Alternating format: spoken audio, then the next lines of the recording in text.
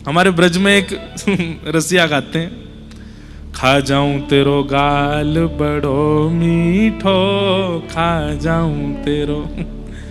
होली पे गाती हैं गोपियां, खा जाऊं तेरो गाल बड़ो मीठो, खा जाऊं तेरो। एक गाल में लड़ुआ पेड़ा प्यारे, दूजे गाल में गुड़ सूखो, दूजे गाल में गुड़ सूखो, खा जाऊं तेरो।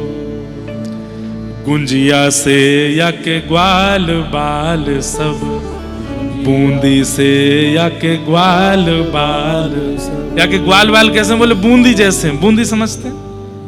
ये सुन लीजिए, गाना नहीं है ना, क्योंकि अधिकार केवल ब्रजवासियों का है। आप अगर अपने वेंकटेश भगवान के सामने गाने लगे, खा जाऊं तेरो गाल, सुदर्शन चक्र के को आजा बताऊं मैं।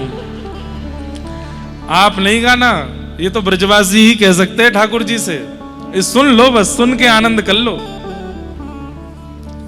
बूंदी से या के ग्वाल बाल सब, बूंदी से या के ग्वाल बाल, और लड़ुआ सो लाल बड़ो नीको, लड़ुआ सो लाल बड़ो नीको, अरे खा जाऊं तेरो, खा जाऊं तेरो गाल बड़ो मीठो, खा जाऊं तेरो, खा जाऊं तेरो गाल बड़ो मीठो। और हमने तो एक पंक्ति सुनी, आगे की तो मैंने खुद लिख दी है हमें।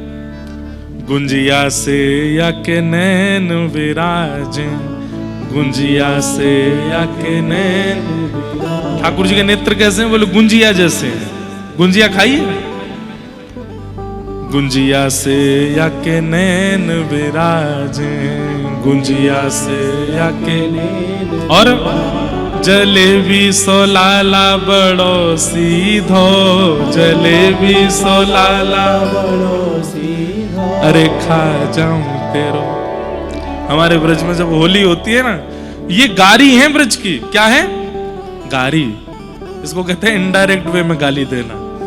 सीधे सीधे तो बोल नहीं रहे, सीधे सीधे भी गाली पड़ती है, पर वो आप सुन नहीं सकते, हम बोल भी नहीं सकते। लेकिन अब एक गारी और है, मुकुट धर सांवरे रे लाला, दोए बापन के जाए। दो दो पिताजी हैं इनके। कौन? एक द्वारिका में बसे रे लाला, दूजे गोकुल राय। मुकुट धर सांवरे लाला। कल सुनाएंगे, कल विवाह है ना ठाकुर जी का, कल ये वाली गारी सुनाएंगे, बहुत सुंदर है। इनकी बहन कैसी है, इनकी मैया कैसी है, सबके ऊपर गारी है। तो लाला कैसे हैं? अरे आप गोपियों की बात छोड़ो, आप कहोगे महाराज जी आपने रसिया गा करके ठाकुर जी के गाल खाने की बात कही, शास्त्रीय बात बताऊं? चलो सुनो। जैसे ही ध्रुव जी के सामने ठाकुर जी प्रकट हुए, भागवत जी में कहते हैं, जैसे ही ध्रुव जी के सामने ठाकुर जी प्रकट हुए, तो ध्रुव जी महाराज दूर से ठाकुर जी को देख रहे हैं और कुछ कह नहीं रहे। और पता क्या कर रहे हैं? जैसे मुंह में पानी आ जाता है ना, ऐसे छोटे से ध्रुव जी कर रहे हैं। कितने साल के हैं ध्रुव जी? 5 साल के हैं बस। 5 साल के ध्रुव जी महाराज के मुंह में पानी आ रहा ठाकुर जी को देख करके। और ध्रुव जी मन में क्या सोच रहे हैं? बोले कि एक तो ये नीचे गरुण जी खड़े हैं, ऊपर से ये हाथ में शंख चक्र गदा पद्म लेकर के। अब 5 साल का बालक तो डरेगा ना, इतना विशाल गरुड़ खड़ा है, हाथ में शंख चक्र लेकर के ठाकुर जी खड़े हैं। तो ध्रुव जी महाराज मन में सोच रहे हैं कि एक तो ये नीचे गरुण जी खड़े हैं, और ऊपर से शंख चक्र बिल्कुल तैयार, बिल्कुल जैसे मानो कोई को सर धरते अलग ही कर देंगे। अगर गरुण जी और शंख चक्र हटा दिए जाएं तो मेरे मन में क्या आ रहा है? तो ध्रुव जी कहते हैं, आहा, तद्दर्शनेनागत साध्वसच्छिता, ववन्दतांगं विनमय्य दण्डवत्, द्रग्भ्यां प्रपश्यन् प्रपिपान्निवार्भकं, चुम्बन् निवास्येन भुजैर्लिवाश्लिशन्।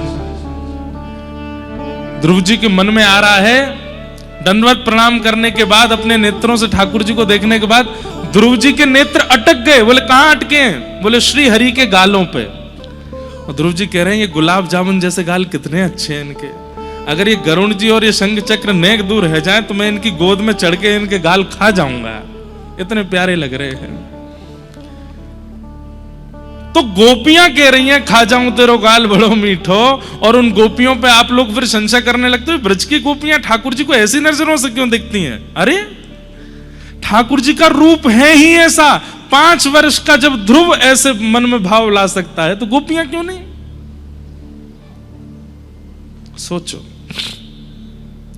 इसलिए ठाकुर जी से मिलवे जाओ तो मीठा आदि पहले से पाके जाना, तो कहीं इच्छा नहीं हो जाए, क्योंकि ठाकुर जी इतने मीठे लगेंगे, उनके रूप माधुरी को देख करके कहीं आपकी इच्छा नहीं हो जाए। गोपियां सब कोई लाला के गाल खींच रही है, कोई हाथ खींच रही है, कोई पाम खींच रही है। थोड़ी देर में ठाकुर जी ने अपने सब मोती वोती तो फेंक दिए और जोर जोर से रोने लगे।